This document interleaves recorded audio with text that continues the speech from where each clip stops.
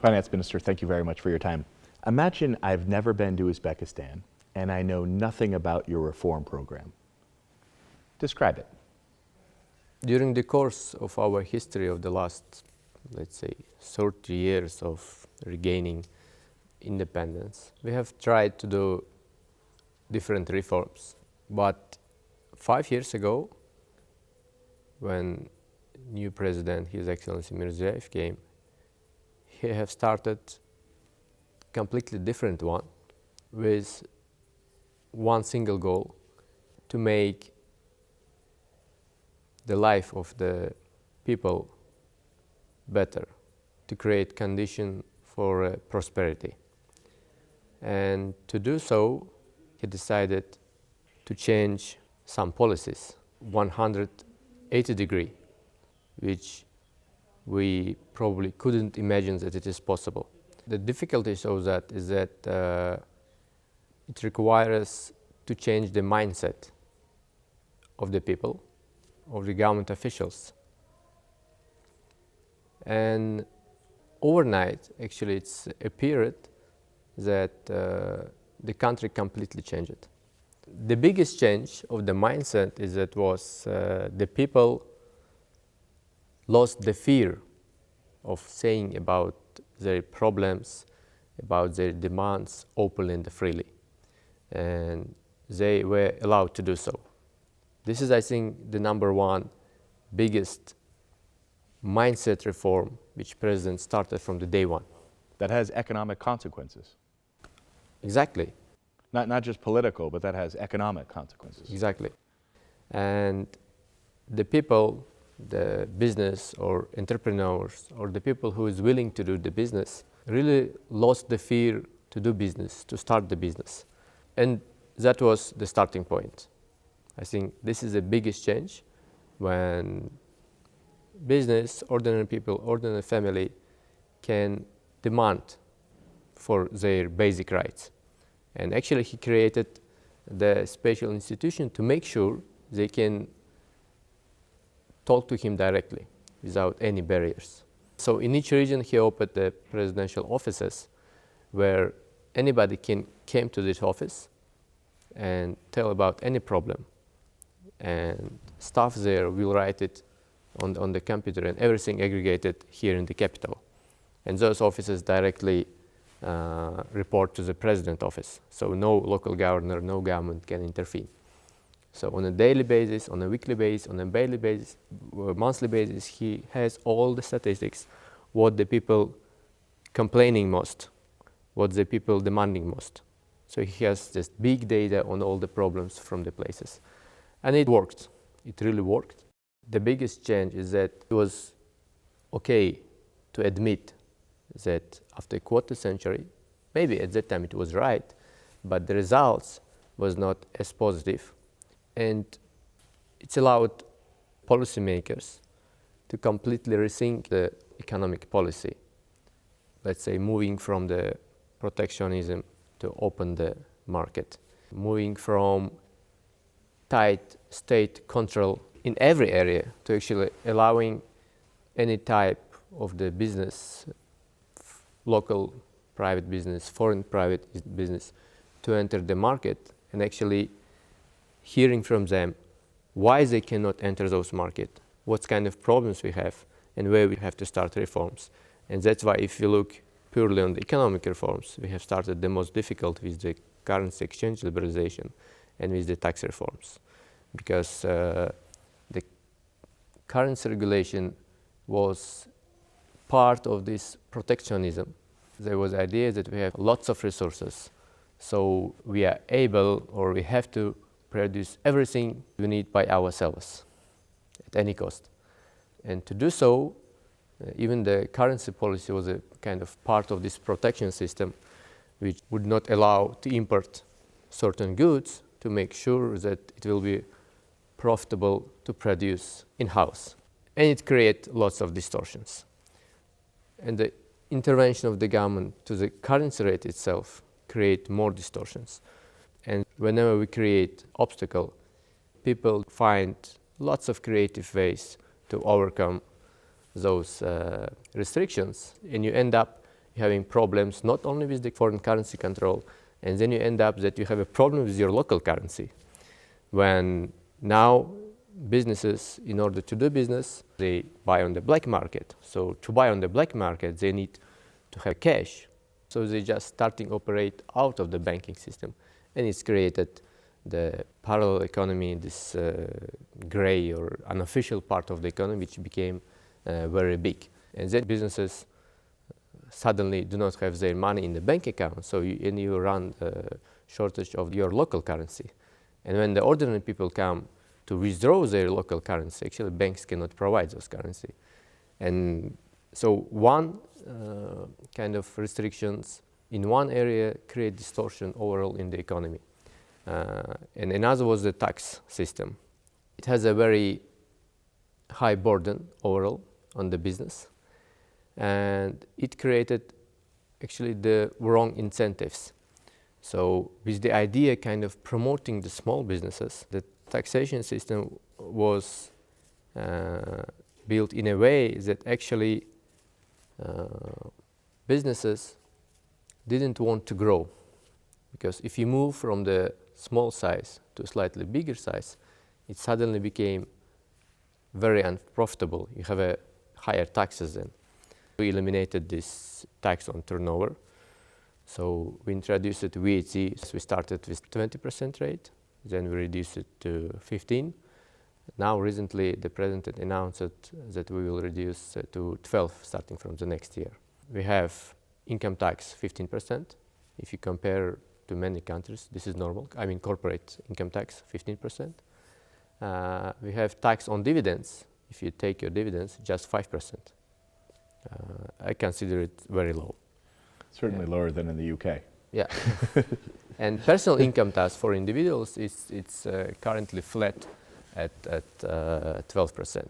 There is a lot of arguments that we need progressive tax system, but in our situation, when in most businesses, I mean the private sector, they used to get the salaries in the envelope, an official one.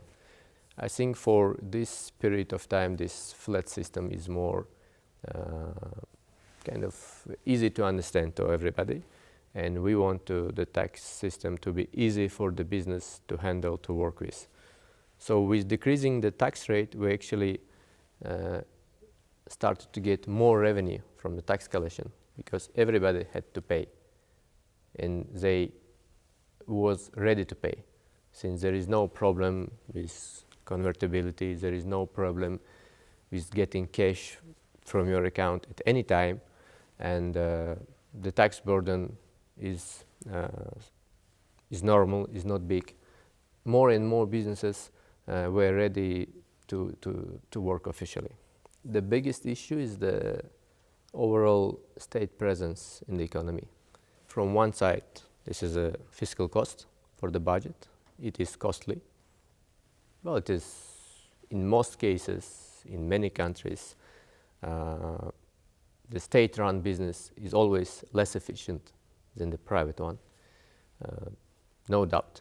That's why it's always costly for the budget. But the most difficult, the second point of this is that since the government owns this business, this is natural as a stakeholder, trying to always support, to protect with different ways which you have, and always government have more powers than any other body in any country.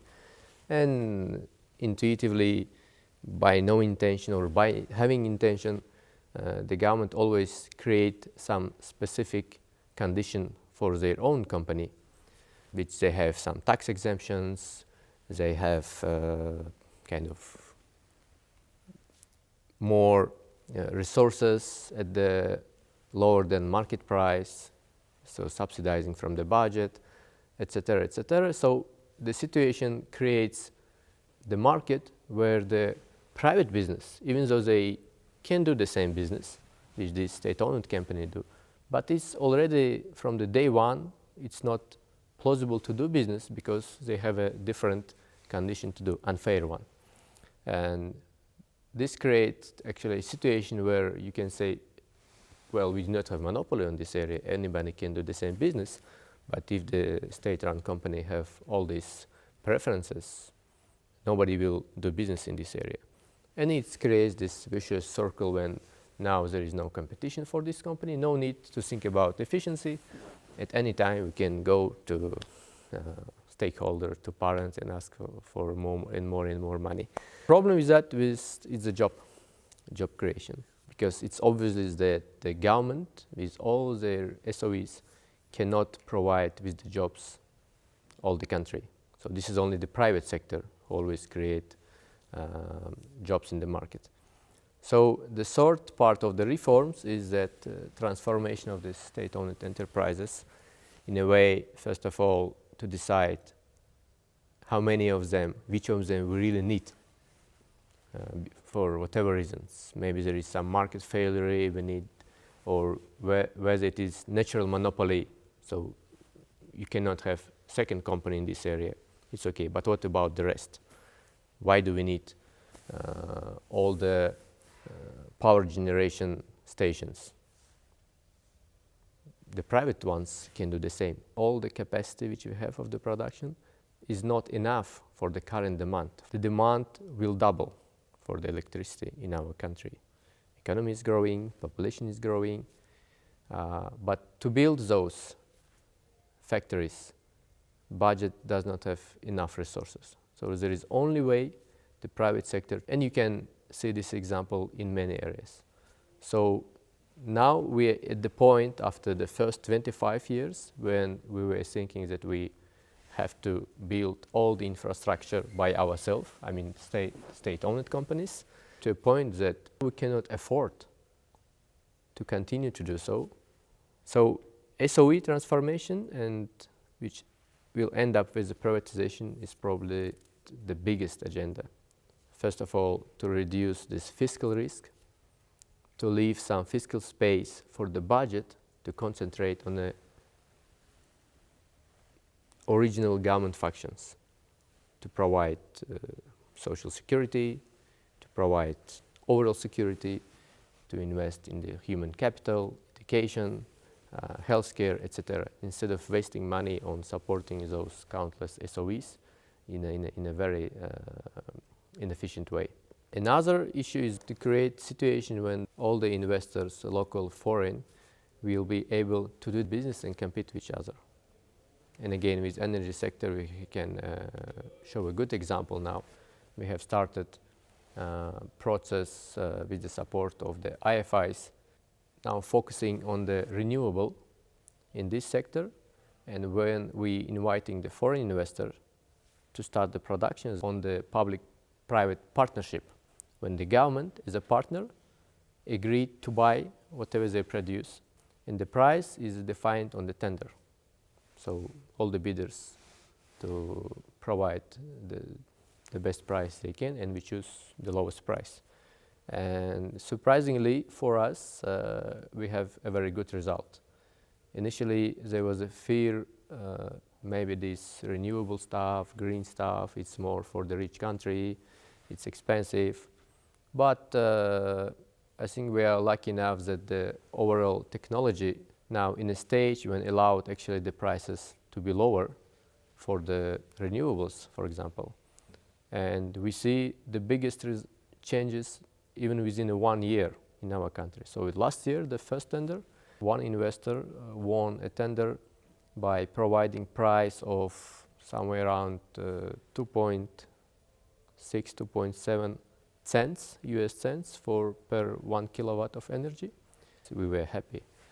After 1 year, there is already a second tender when the company already winning with the price 1.6 or 1.7 cents. And we had interest of big names participating on these tenders because they like this way, so we do it in a transparent way, is openly kind of tendering it.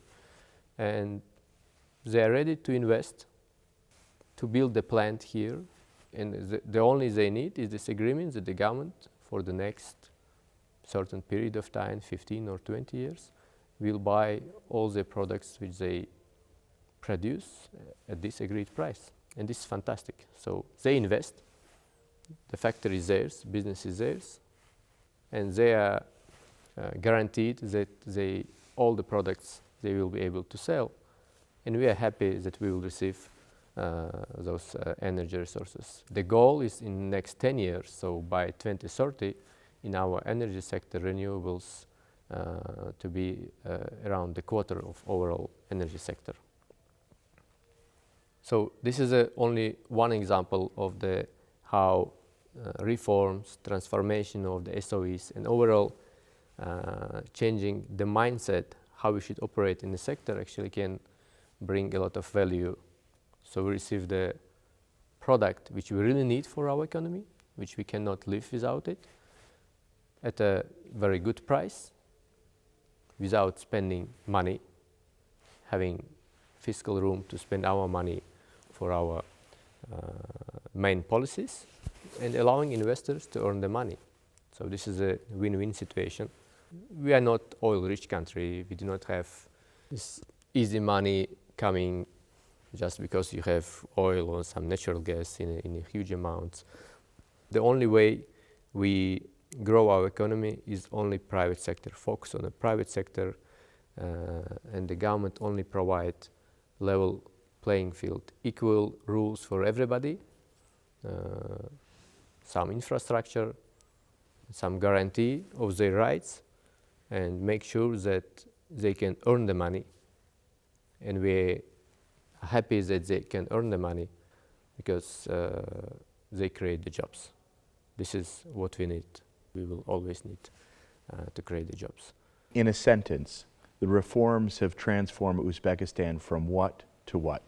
Reforms in the past 5 years transformed Uzbekistan from a country where people in business didn't believe anymore the opportunity to do business, now to a country when you on a daily basis see new and new business opening. So people are really willing to do business. They're ready to take some risks because they believe that the government really wants it and they will support it. And the people start to trust the government with the belief that they really will have a better life in their own country. Describe Uzbekistan's privatization program. Well, we have close to 3,000 state assets. The number is huge, but most of them are tiny, tiny businesses. So the first plan is to sell very fast 3/4 of them. So we already did the list, what kind of assets we have. And there is certain areas we don't need them. So just put them for auction and sell it, whatever its current price. With the big SOEs, take the natural monopolies where we should focus on, national grid for the electricity grid. You cannot sell it. It's going to end up with a private monopoly, which is not good. But with the generation part of the electricity, first of all, let the new businesses come to the market, which we have already started. They already started to build the business here. And we are even thinking about selling the existing ones and move to the privatization or public-private partnership on the distribution side. And the same in all the areas. Maybe some big, very good companies, maybe 2, not more, in the mining, where we do not plan to sell, but we are ready for the partial IPO because it is an instrument to create efficient company, to have private investors who will have hundreds or thousands additional eyes to make sure that the company will be run efficiently. We have started a bit late with this process. I admit that. It took time, the thinking about the holding control of everything and understanding that actually having them in private hands has anything to do with some kind of security or safety, and it's about efficiency and the result. But I'm happy that we have started with political will from the president, who it is COVID era when everybody suddenly kind of decided that we have to, all the country focus on the healthcare and everything can be wait. And he said no. 2020 autumn, he issued a resolution just showing several companies with some deadlines. We have to prepare them for the privatization, and this process has started. And we announced a couple of very good deals on privatization. It's 1, 2, 3 deals, but this is a very big beginning for us. A very good interest from investors, and the process in a proper, in a modern, transparent way showed that we can even have good investors who will come to this business and improve the situation.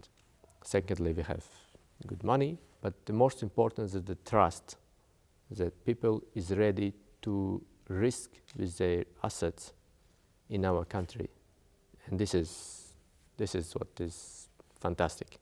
So it gives your energy, you are kind of recharged for the next, let's say, 5 years. Well, we can do it. We have started with couple. Let's do it with the Minister of Finance. The faster we will get rid of inefficient SOEs, the better for us. The better for, first of all, creating jobs. The better for efficiency in those markets. The better for the budget and that. How does Uzbekistan's privatization program compare to others? We started so late. Well, comparing to other countries in the region, we really want to catch up.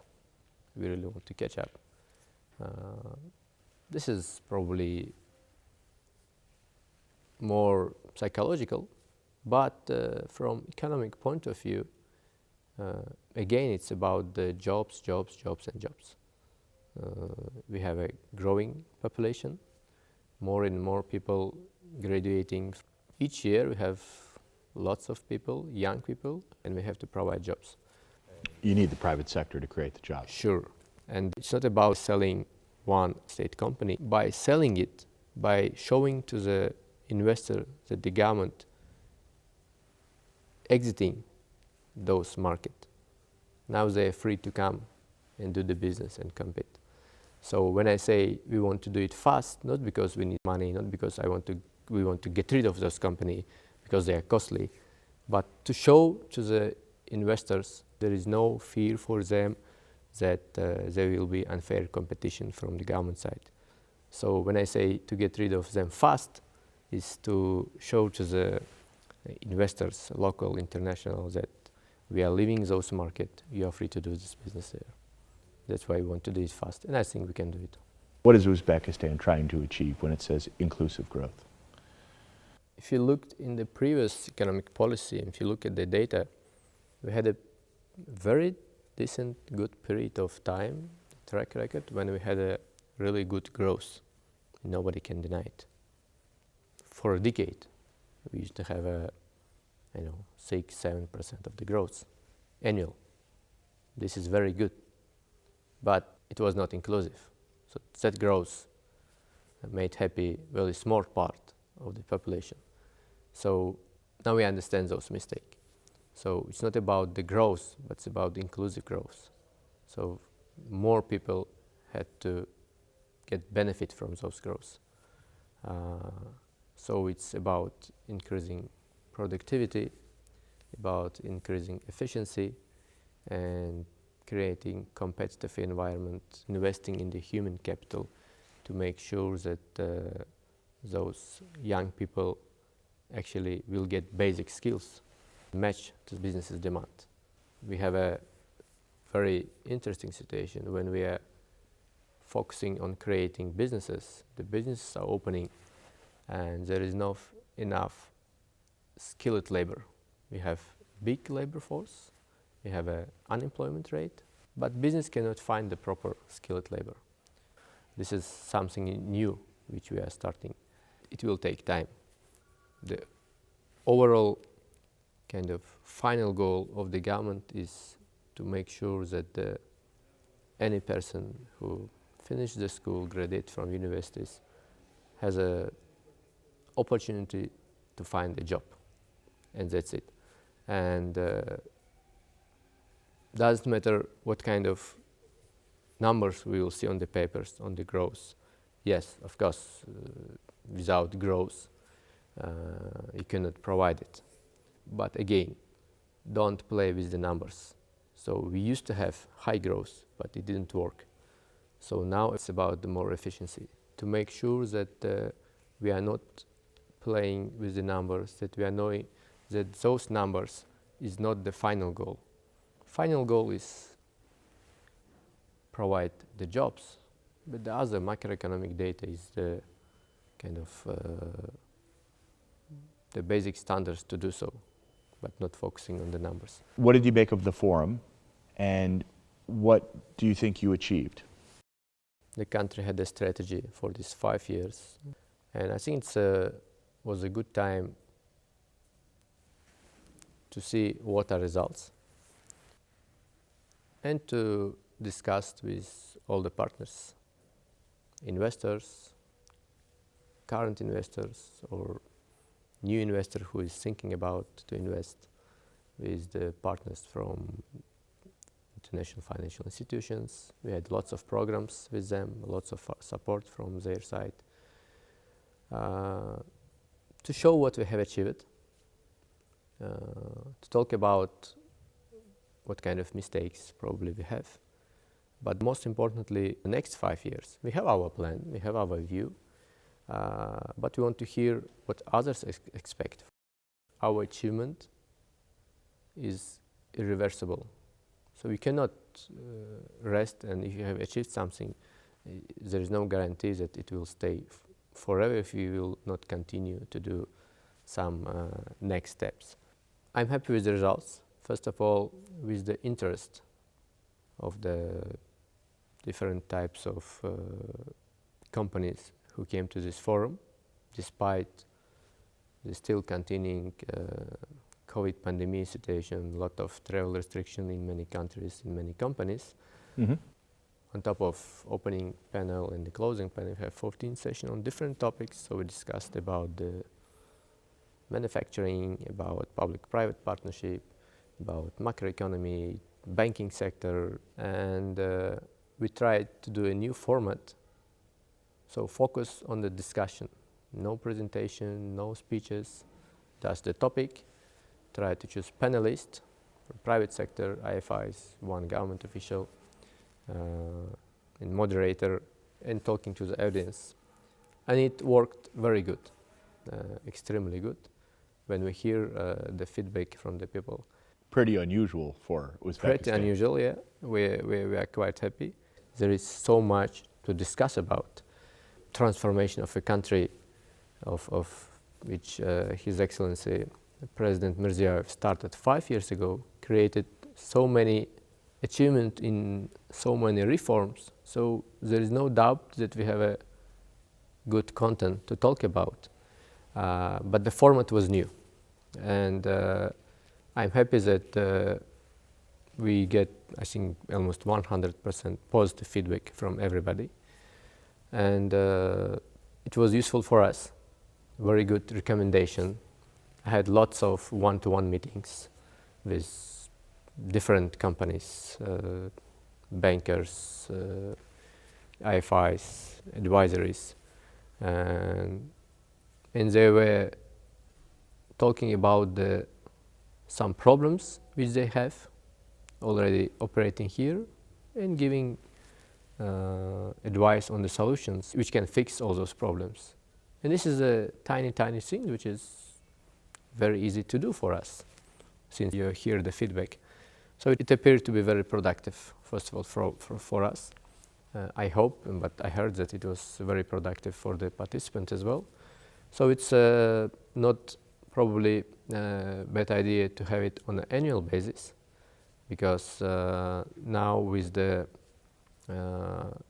very kind of ambitious plan to be more aggressive in the next 5 years, aggressive in a good way, in a good meaning of this word, I think these 5 years created some confidence for us that we can do those reforms. First of all, it have started with the political will of the president. This is number one kind of fundamental reason for those reforms, and we are lucky to have this political will. And when we see and we can feel with our hands the first results, now we, I think, are ready to go faster, more aggressively with the next stage reforms, because they are much more difficult. But with the 100% confidence, then we can handle it. And this forum showed that there are lots of interest from international community to do business here, and this is probably the main positive result. And we from our side kind of getting recharged with energy from it, that okay, let's go. The next step is more difficult, but with no fear that we can do it, and with the confidence that now we can show some results, not after 5 years, but literally each year show real results, real deals, and which will overall kind of tremendously improve the overall economic situation in our country. Thank you very much.